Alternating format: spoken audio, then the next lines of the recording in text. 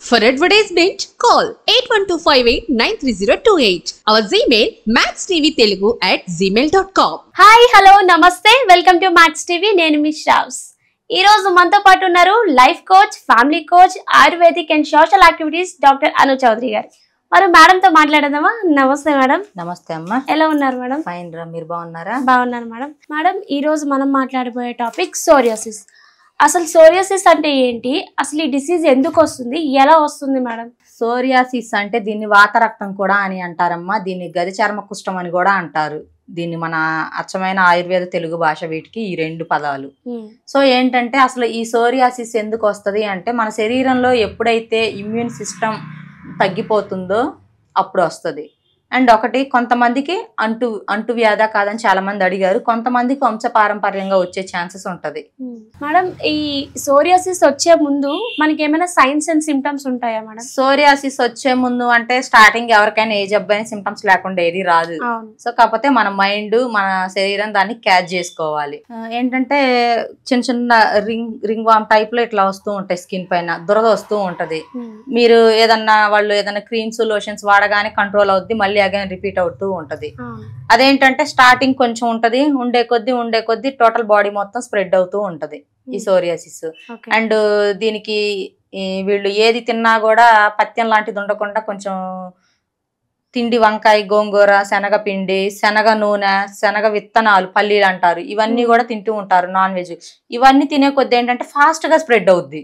So దీనికి మనకి ఇది సోరియాసిస్ అని తెలుసుకోవడానికి ఇది ఫాస్ట్ గా ఎట్లా పెరుగుతుంది అంటే సోరియాసిస్ అని మనం గుర్తించాలి first of all. Okay madam, psoriasis వచ్చినాక మనకి ఆయుర్వేదంలో ఎటువంటి ట్రీట్మెంట్ ఉంటుంది మేడం? ఫస్ట్ ఆయుర్వేదంలో ట్రీట్మెంట్ కన్నా కూడా ముందు శ్రావ్య మనం చెప్పుకోవాల్సింది ఏంటి అంటే అసలు ఈ సోరియాసిస్ ఉన్న వాళ్ళు నేచురల్ గా బాడీని ఎలా ప్రొటెక్ట్ చేసుకోవాలి అదే మనం ఈరోజు చెప్పుకుందాం. సో ఫస్ట్ మనం టీనేజర్స్ లో చూసుకుందాం శ్రావ్య. టీనేజర్స్ అంటే ఏంటి, బాగా ఈ ఏజ్ లో వాళ్ళకి హార్మోన్స్ బాగా యాక్టివేషన్ అయ్యే ఏజ్. వాళ్ళకి ఏ చేయాలనిపిస్తే అదే చేస్తారు.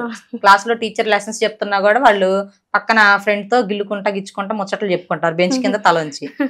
ఒకటి వాళ్ళకేంటి, పప్పు తినాలనిపిస్తే పప్పే తింటారు కానీ ఆకుకూర ఇస్తే తినరు. ఏంటంటే ఏజ్ అటువంటిది, హార్మోన్స్ అటువంటివి. సో అలాంటప్పుడు చేయాల్సింది ఏంటి అని అంటే ఫస్ట్ ఆఫ్ ఆల్ పిల్లలకి వాటర్ అనేది ఎక్కువగా తీసుకునేలా చూడాలి.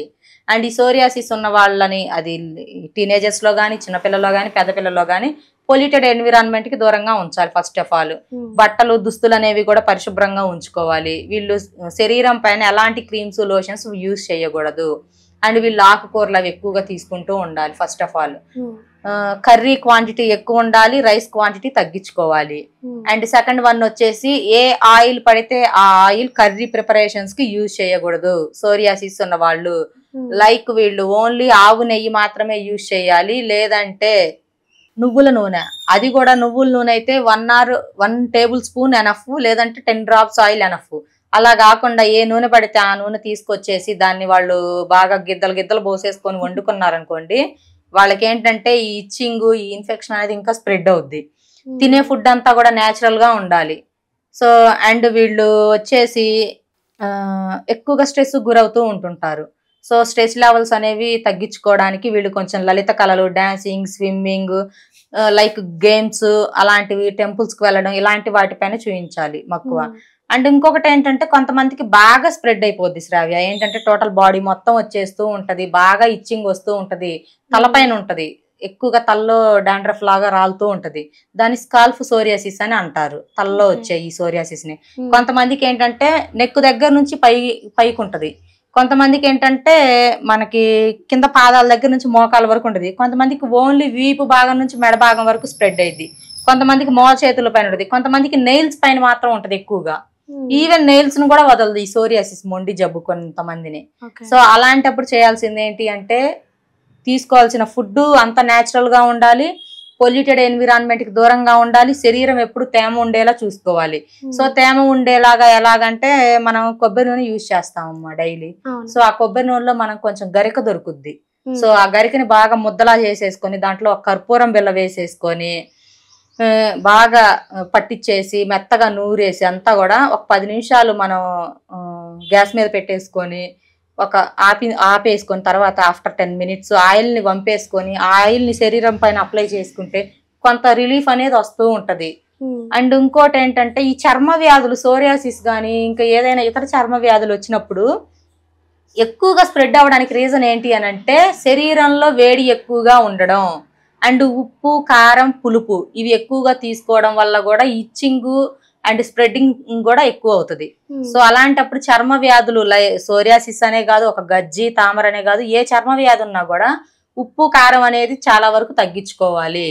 అండ్ పులుపు కూడా తినకూడదు. మరి పులుపు తినకపోతే విటమిన్ సిడి మాకు ఎలా వస్తాయని చెప్పి కొంతమంది నన్ను క్వశ్చన్ చేస్తారేమో. పులుపు అంటే చింతపండు పక్కన పెట్టేసి డైలీ ఒక లెమన్ స్లైస్ తినొచ్చు, అది ప్రాబ్లం ఏమీ కాదు. ఓకేనా? ఎందుకంటే అప్పుడే ఫ్రెష్ గా తెచ్చుకున్న లెమన్ లో మనకి చాలా మంచిది ఉంటది. అసలు పులుపు తగలకపోతే కూడా మన శరీరం మాట వినదు.